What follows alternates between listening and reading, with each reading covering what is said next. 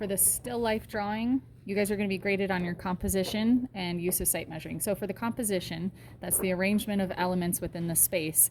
We're going to look at you guys using anchor points, rule of thirds, balance, and focal points. This will be up on the board for you guys.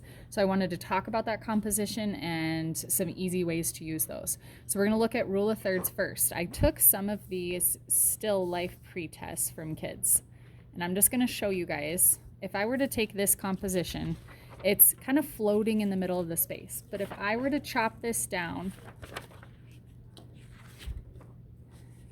and attempt to create a little bit more of an interesting composition, my eye just kind of wants to chop it right at the bottom, kind of crop it in a little bit. Might even leave a little bit more space here. Okay, and then I'll explain my reasoning on this. So I'm going to leave a little bit of space up top. So when we look at the rule of thirds, so the rule of thirds, as we watched in our video, we're dividing that space into 3 different sections. And it's just more interesting if things are not directly in the center. Okay, so instead of having this vase line up with the center, I kind of push it over, and I might even give it a little bit more space to put it on this dissecting line right here. Okay. And then we have this negative space in one of our sections right here, and now my focal point becomes that vase. So when you're doing the rule of thirds, keep your pieces off center so it's focused on one of those 3 lines that divides. It was also on this one as well, so it's centered on the lower one as well as the left side one. So we can use that for the rule of thirds, which helps create that focal point of our piece here. Now with anchor points, we can have pieces go off the side. So anything that's going to hit the side is going to be an anchor point.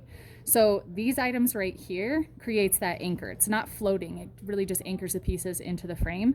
The bottom little fabric piece here, which she would end up finishing, is really going to anchor it into that corner space. So we want to use some form of anchor point so our pieces aren't floating in the middle of it.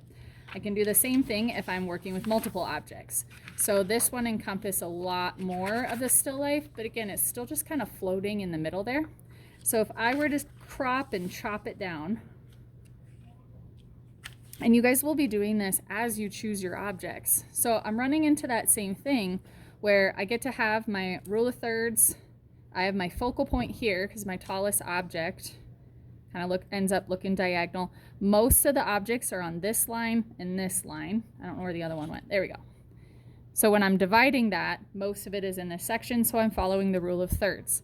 By cropping this and making sure that my objects are anchored to a couple of the sides, notice it doesn't have to be all 4 sides, but noticing that I have anchor points, I'm creating a more interesting